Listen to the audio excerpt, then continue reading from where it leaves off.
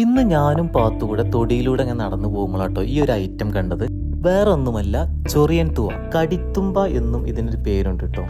ഒരുപാട് ഔഷധയോഗ്യമായിട്ടുള്ള ഈ ഒരു ഐറ്റം വെറുതെ നമ്മുടെ തൊടിയിൽ ഇങ്ങനെ വേസ്റ്റായി കിടക്കേണ്ട ആവശ്യമില്ലല്ലോ. ഇത് നമുക്ക് എടുത്തിട്ട് ഇതിനെ കൊണ്ട് തോരൻ വെക്കാം, അതുപോലെ കറി വെക്കാം. ഇത് പറിച്ചെടുക്കുന്ന സമയത്ത് തീർച്ചയായിട്ടും ശ്രദ്ധിക്കേണ്ട ഒരു കാര്യം, കയ്യിൽ കവറോ അല്ലെങ്കിൽ ഗ്ലൗസോ ഇട്ടിട്ട് വേണം ഇത് പറിച്ചെടുക്കാൻ വേണ്ടിയിട്ട്. ഇല്ലെങ്കിൽ കൈയാകെ ചൊറിഞ്ഞിട്ടില്ലാണ്ടാവും കേട്ടോ.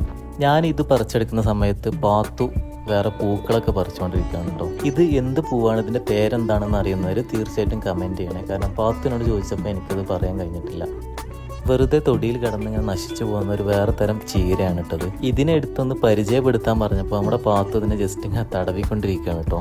അതിനിടയിൽ ഞങ്ങളുടെ കുട്ടിക്കാലത്തൊക്കെ ഞങ്ങളുടെ നൊസ്റ്റാൾജി ആയിട്ടുള്ള ഒരു ചെടി കണ്ടിട്ടോ. പണ്ട് കുട്ടിക്കാലത്ത് കളിക്കുന്ന സമയത്തൊക്കെ ബ്ലഡിൻ്റെ ആവശ്യങ്ങൾക്ക് വേണ്ടിയിട്ട് ഈ ചെടിയുടെ ഒരു കായ എടുത്തിട്ടാണ് അത് വെച്ചിട്ടാണ് മേക്കപ്പ് ഒക്കെ ചെയ്യുന്നത്. അപ്പോൾ ഇതിങ്ങനെ ഞെക്കി പൊട്ടിച്ച് കഴിഞ്ഞാൽ ഇതിൽ നിന്ന് നല്ല ബ്ലഡ് പോലെ അതിൻ്റെ ഒരു നീര് വരുന്നതാണ്. പാത്തു അതൊക്കെ എടുത്തിട്ട് ഫുള്ള് ഞെക്കി പൊട്ടിച്ച് രസിച്ചുകൊണ്ടിരിക്കുകയാണ്. ഇത് മറ്റൊരു നൊസ്റ്റാൾജിയ, കയ്യിൽ പ്രിൻ്റ് അടിക്കുന്ന ഒരു ഐറ്റം.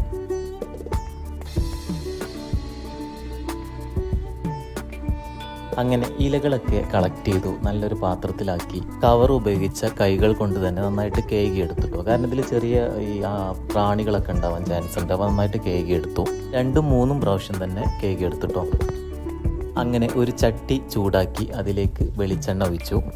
വെളിച്ചെണ്ണ നന്നായി ചൂടായതിനു ശേഷം ചെറിയ ഉള്ളി ചെറുതായിട്ട് അരിഞ്ഞിട്ട് അതിലേക്ക് ഇട്ടു.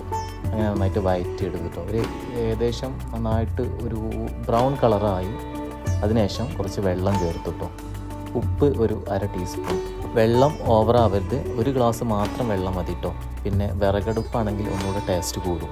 അങ്ങനെ ഈ വെള്ളം നന്നായിട്ട് തിളച്ചു വന്നതിന് ശേഷം ഇല മെല്ലെ അതിലോട്ട് ഇടുക. ഓവറായിട്ട് വേവിൻ്റെ ഒന്നും ആവശ്യമില്ല. ഒരു 5 മിനിറ്റ് കൊണ്ട് തന്നെ ഇത് ഏകദേശം വേവ് കിട്ടോ. അപ്പോൾ നന്നായിട്ട് അടച്ച് വെച്ചാൽ മതി.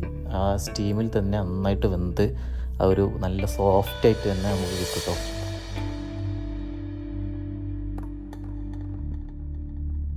ഈ ഒരു സമയം കൊണ്ട് പാത്തുവിൻ്റെ പണി കണ്ടോ, കോഴിക്കുഞ്ഞുങ്ങൾക്ക് തീറ്റ കൊടുക്കുക കേട്ടോ. ഉമ്മൂമ്മയുടെ പുതുതായിട്ട് വിരിഞ്ഞിറങ്ങിയ കോഴിക്കുഞ്ഞുങ്ങളാണ് കേട്ടോ. അവറ്റകൾ ഒന്നിച്ച് തിന്നുന്നത് കാണാൻ തന്നെ ഒരു രസമാണ്.